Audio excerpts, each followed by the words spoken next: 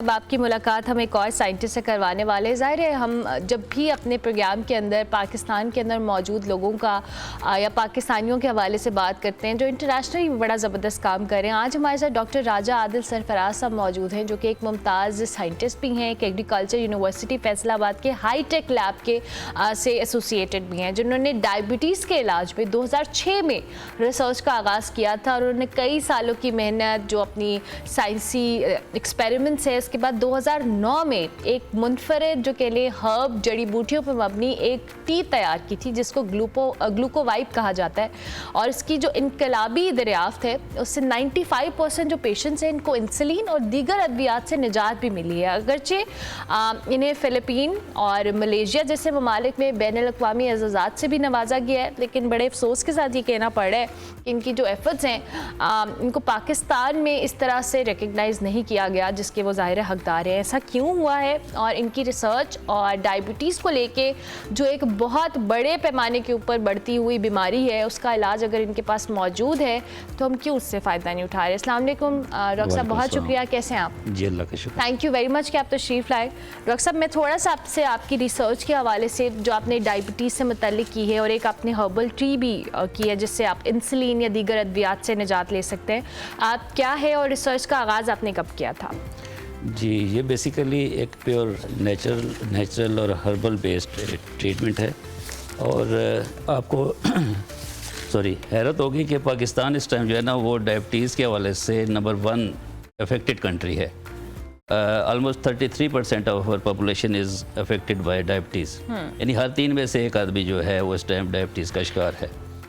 तो this is the mother of all disease and इसकी वजह से फिर आपकी हार्ट के प्रॉब्लम, आपकी जॉइंट्स के, लिवर का, दीगर जो है उसमें एसोसिएटेड प्रॉब्लम्स उसमें आ जाते हैं। तो इस वजह से इसकी सिवेरिटी को देखते हुए हमने इसको टारगेट किया। बिल्कुल सही। और ये 2015 तक हमने पहले इस पर मुख्तलिफ़ तरह के एनिमल ट्रायल्स किए। ये जो प्रोडक्ट अभी आपके सामने है तो इसमें जो है हमने यानी तमाम मेजर्स लेके कि इसके जो साइड इफ़ेक्ट्स हैं, इसके अदर जो यानी इसके जो एडजॉइंट ऐसे इफ़ेक्ट्स जो कि किसी भी तौर पे ह्यूमन बॉडी के लिए नुकसानदेह हो सकते हैं, उसको हमने ट्रायल किया ऑन द एनिमल्स। उसके बाद फिर हम 2016 से अनवर्ड जो है इसके ह्यूमन ट्रायल पे आए हैं और 2024 में जाके हमने इसको लॉन्च किया है। ओके। तो इसके जो नताइज हैं वो मोर दैन 90% जो है वो हमें मिले हैं। तो इससे ये होता है कि अगर आप इसको 3-4 महीने तक regularly according to the diet plan care के साथ यूज़ करते हैं तो आपकी जो मेडिकेशन है, खासकर ओरल मेडिकेशन, वो ड्रॉप हो जाती है। अच्छा डॉक्टर साहब, ये टी का इस्तेमाल और जैसे आपने कहा कि डाइट प्लान के साथ इस्तेमाल करते हैं, थोड़ा सा हमें इस हवाले से भी एक्सप्लेन करें कि कैसा डाइट प्लान होता है, क्योंकि ज़ाहिर है एक शख्स जो कि 15-20 साल से मेडिकेशन पे है उसके लिए क्विट करके इस पर स्विच आना ज़ाहिर है it will be a slow process, एकदम से आप कर भी नहीं सकते डायबिटिक पेशेंट्स। हम रिकमेंड भी ये नहीं करते कि आप एकदम अपनी जो मेडिसिन है उसको ड्रॉप करें। उसमें यह है कि जब आप इसको लेना शुरू करेंगे तो this is just like A T, एक फूड आइटम के तौर पर इसको लें और उसके साथ साथ आप आहिस्ता आहिस्ता अपनी जो यानी मेडिसिन हैं उनको ड्रॉप करते जाएं और लाइफ जो आपका यानी लाइफस्टाइल है, जो डाइट प्लान है, उसमें कार्ब्स को लिमिटेड करते जाएं। ठीक है। और जो दीगर हमारे पास एक पूरा चार्ट मौजूद होता है तो वो हम सजेस्ट करते हैं, उसको अगर आप फॉलो करते हैं तो आहिस्ता आहिस्ता जो मेडिकेशन है आपकी वो ड्रॉप होती जाती है। और अल्टीमेटली अगर वो यानी 1 साल 1.5 साल तक आप उसको बाकायदा फॉलो करते हैं तो you will be free of medication. Okay. अच्छा डॉक्टर साहब, डायबिटीज़ जैसे आपने खुद भी कहा कि बहुत सारी बीमारियों की जड़ है, हम इसको कहते हैं कि ओबेसिटी और बहुत सारे फैक्टर्स इसमें इन्वॉल्व होते हैं। एज अ साइंटिस्ट भी आप क्या ऑब्जर्व करते हैं कि बेसिकली जो डायबिटीज़ इतनी ज़्यादा पाकिस्तान के अंदर बढ़ रही है और यंगस्टर्स में भी बढ़ रही है, इसकी वजूहात क्या हैं? क्या सिर्फ लाइफस्टाइल है या ओवरऑल इन्वायरमेंटल फैक्टर्स भी इसमें इन्वॉल्व हैं? जी, इसमें बेसिकली तो लाइफस्टाइल है। बिल्कुल ठीक। उसकी वजह ये है कि अगर आप देखें कि ये है क्या चीज़ है, डायबिटीज़ को हम देखें तो बेसिकली जो भी हम फूड ले रहे हैं उसमें जो है ना जो कार्बोहाइड्रेट्स हैं, यानी अब 4-5 आपके इसके जो बेसिक इंग्रेडिएंट्स होते हैं फूड के, प्रोटीन है, लिपिड्स हैं या फैट्स हैं और इसी तरीके से कार्बोहाइड्रेट्स हैं, विटामिन्स हैं। तो इसमें जो कार्बोहाइड्रेट है that is basically the source of energy for our body. A fuel of our body. बिल्कुल सही। तो अब आप फ्यूल के तौर पे जब इसको ले रहे हैं तो अब ये है कि हमारी जितनी भी 24 घंटे की एक्टिविटीज़ हैं उसके लिए आपको एनर्जी चाहिए। तो वो हमारे सेल्स अपनी रिक्वायरमेंट के मुताबिक उसे एनर्जी ले लेते हैं। लेकिन जब आप ओवर ईटिंग करते हैं अपने टेस्ट के लिए और उस खाना पी के, दूसरा हमारा लाइफस्टाइल का ये है कि आजकल जिस तरीके से लेथार्जिक लाइफस्टाइल है, मोबाइल फ़ोन है, लैपटॉप है, कि आप एक ऑफिस में बैठे हैं तो वो सारा दिन आप बैठ के काम कर रहे हैं, किसी तरह की एक्सर्शन नहीं है, आपकी मूवमेंट नहीं है। तो वो क्या होगा कि जो कुछ आप ले रहे हैं that is ultimately change into carbohydrates, glucose, वो ब्लड के अंदर आपके सर्कुलेट करता रहेगा। जब एक अपनी लिमिट के मुताबिक बॉडी ले रही है, एक्सेसिव जो यानी होगा आपका लोड होगा कार्ब्स का, उसको वो फिर ऑफ लोड करना शुरू कर देता है। और उसके नतीजे में फिर ये होता है कि आपके डिफरेंट आर्गन्स जो हैं उससे मुतासर होना शुरू हो जाते हैं। 1 से 2, 2 से 4 बीमारियाँ आगे उसकी जन्म लेती रहती हैं, जिससे ये सिलसिला चलता रहता है। तो इसलिए अगर आप लाइफस्टाइल को यानी बेसिकली जो आप इनटेक ले रहे हैं उसी को कंट्रोल कर लेते हैं तो आपकी 90% जो है जो डिजीज़ है, डिसऑर्डर है, वो उधर ही कंट्रोल हो जाता है। बिल्कुल सही। तो अब ये डायबिटीज़ में ये होता है कि जब आप यानी एक्सेसिव अमाउंट में कार्ब्स ले रहे हैं तो इंसुलिन भी उसी हिसाब से आपका जो पेनक्रियाटिक बीटा सेल्स जो पैदा कर रहे हैं। तो एक्सेसिव इंसुलिन के नतीजे में क्या होता है कि आपके जो बॉडी सेल्स हैं वो इनसेंसिटिव होना शुरू हो जाते हैं। बिल्कुल सही। इस यानी इनसेंसिटिविटी की वजह से क्या होता है कि आपके कार्ब्स बहुत लिमिटेड जो अमाउंट में है वो आपके सेल्स के अंदर जा रहे हैं, ग्लूकोज की अमाउंट आपके ब्लड में ज़्यादा बढ़ रही है, that is called as diabetes और शुगर। ओके।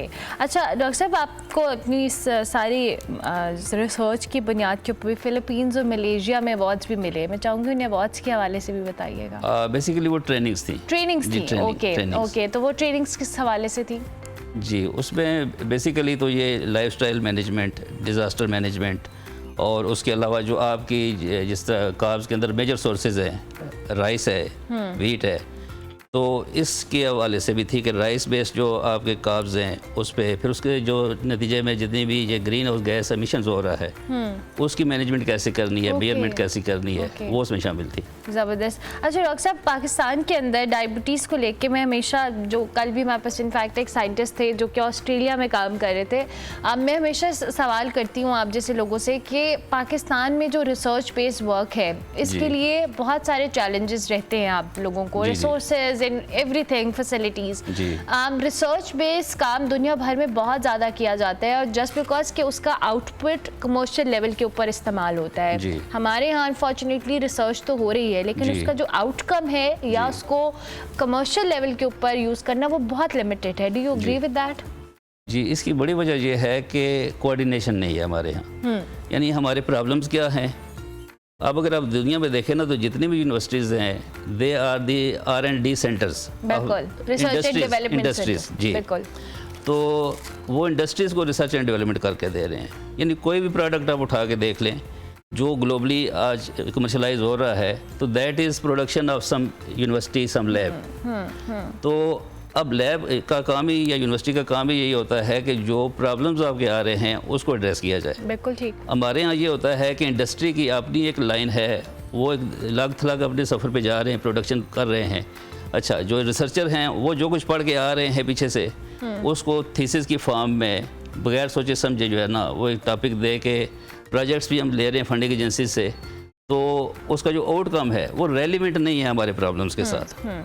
तो उसमें यह है कि अगर मतलब जैसे गवर्नमेंट है वो कोऑर्डिनेट करके इंडस्ट्री के प्रॉब्लम, हमारी कम्युनिटी के प्रॉब्लम वो बताए जी कि ये प्रॉब्लम्स हैं, रिसर्चर ने इसको एड्रेस करना है। बिल्कुल सही। और जो फंडिंग एजेंसीज हमें दे रही हैं वो उसको बाउंड कर दीजिए कि आपने इस टारगेट एरिया को एड्रेस करना है। बिल्कुल ठीक। उसको जब आप एड्रेस करेंगे जो चीज़ उससे निकल के आएगी वो रेडली कमर्शलाइज मतलब कमर्शियल कमोडिटी के तौर पे होगी तो उसको आप कर सकते हैं, उसको इंडस्ट्री भी लेगी, जो भी स्टेक होल्डर्स हैं उसको एड्रेस करेंगे। तो असल इशू जो है ना वो इसमें यह है कि हम इन चीज़ों को प्रॉपरली एड्रेस नहीं कर रहे, कोऑर्डिनेट नहीं कर रहे। तो इसमें क्या हो सकता है पॉसिबिलिटी, जैसे आपने भी कहा कि कमर्शियली इनको अगर एड्रेस करना है तो हमें अपनी यूनिवर्सिटीज़ को इतना फाल करना है, इस रिसर्च एंड R&D डिपार्टमेंट्स को करना है, तो स्टेट लेवल के ऊपर क्या कंट्रीब्यूशन की जा सकती है? सवाल जी, स्टेट लेवल पे इस तरह है ना कि जो पॉलिसी मेकर्स हैं बिल्कुल ठीक, उनको ये चाहिए कि वो सबसे पहले तो प्रॉब्लम्स को आइडेंटिफाई करें। बिल्कुल ठीक। क्या हमारी सोसाइटी के अंदर प्रॉब्लम्स क्या हैं,